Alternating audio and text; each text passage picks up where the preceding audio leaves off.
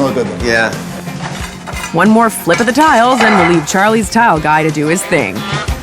When you walk through the hallway and you finally get into what is going to be the dining room, that floor is just going to kind of explode underneath you, and it's going to be a much more dramatic revelation of the space.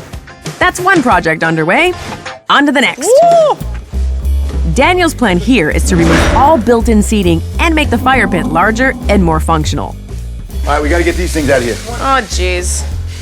Oh! That didn't sound good. No. Oh, that doesn't sound good at all. Oh! Are you thinking that that part, the base, is cement underneath? It sounds like it is.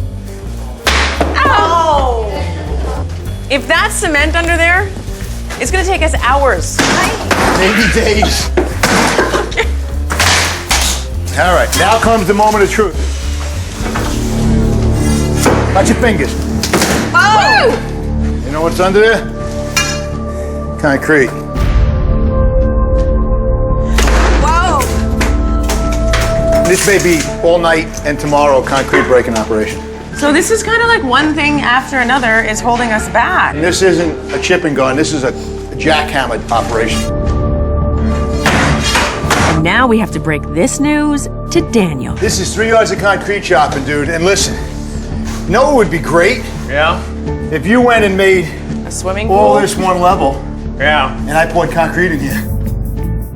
I really want to stick to the plan. I made the plan for a reason, and I feel like this is a really cool architectural element in the house. Concrete right across. Concrete right across. I want to give Daniel his design, but sometimes in a 3-day build, it's not possible. We all heard the comments from the potential buyers, and they hate the fire pit. So I kind of agree with Charlie. Come on, let's just fill it in. We'll have a nice, clean, level We're not one filling this in. floor. You don't have to deal with this, that. The floor would come to The floor here. we come to, that's no different than any other Fireplace fireplace. would look amazing. Just think now. I'm thinking. Vision with me. That beautiful tile that Daniel put in that kitchen. Visualize it. Coming right through in front of this All fireplace. the way so it's flat. Straight across. Wouldn't that look hot? All the way. Listen, guys, this is a lot of chopping to do if you want to chop. We got a couple options. What do you want to do, Daniel?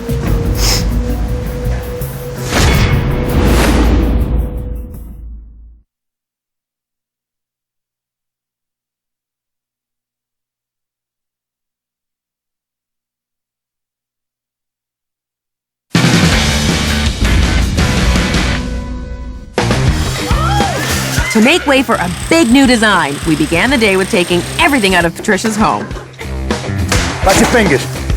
Oh! You know what's under there? Concrete. Well, that is almost everything. It's not normal for these benches and this foundation to be coming into the fire pit like that. Come on, let's just fill it in. We'll have a nice, clean, level We're not one filling this in. floor. You don't have to deal with this, that. This is a lot of chopping to do if you want to chop. We got a couple options. What do you want to do, Daniel? I don't know. I think is actually really sort of interesting and kind of a cool design architectural element in a house that really doesn't have any cool design architectural elements. And I really wanted to keep it. Daniel's fireplace design has really been put between a rock and, well, concrete. After a good night's sleep, Morning, guys. Daniel has made his tough decision. I can't imagine what you're going to do to solve the problem. That fire pit is a really cool architectural It element is, to me. without a And it's doubt. kind of weird and it kind of stands out. Yes. And I think by taking those things out and continuing the steps and making them longer, I think it removes the dangerous aspect of it. So it wouldn't feel treacherous. Right. And it sort of preserves the kind of cool weirdness of it. But the buyers hated it, though. But the buyers hated it. What do you And I think? think in this particular case, it means that we fill it in. I'm going to build you a framing system. It's going to be like it was concrete. Nice, great. And then we'll just continue the tile right over it. All right, guys. Good job. Thank you. Good Thank job, you. Patricia. We're building a floor. We're off to a good start. Charlie has his guys get to work on the fire pit floor. Then suddenly, pouring rain. And not only do we get rain outside, we begin a literal storm of catastrophe inside.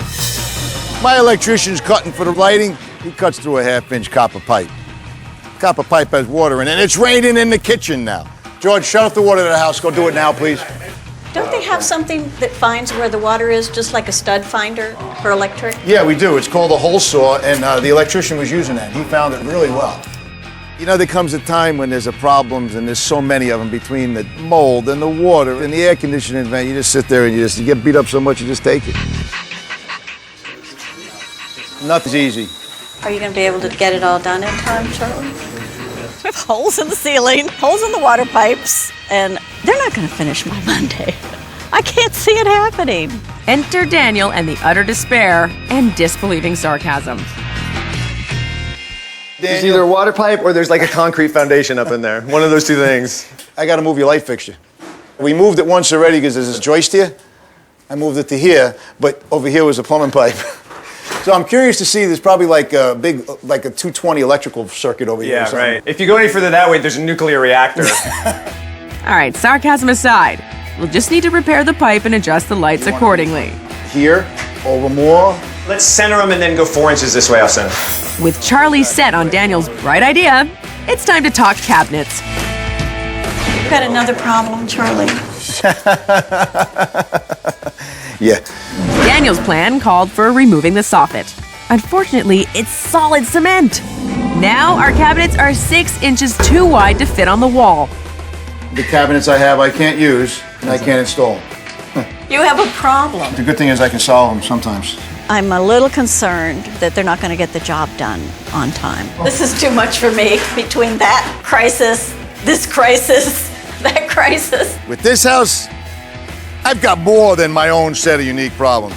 I think in a former life, I probably did something really bad to this house. It's cursing me with giant concrete headers and huge cement sofas and mold and water pipes where they're not supposed to be. I'm waiting for like a crazy Egyptian curse or a mummy to come in because this house hates my guts. By eliminating the 36-inch decorative hood cover and installing a 30-inch vent in its place, we're able to fit the existing cabinets on the wall. On that note, I'm on a mission to Ferguson to get a new stove hood and everything needed for the kitchen, including the kitchen sink. Hi, Tanya. Welcome to Ferguson. John, okay, this is the thing. I need a 30-inch white kitchen sink. We have just the thing for you. What do you think about this? I mean, how can I say no to that? It's gorgeous, it's big, lots of room. I'm gonna get it, wrap it up. I gotta go find some appliances now. Tanya, we have appliances here too. All right, well, let's go check them out.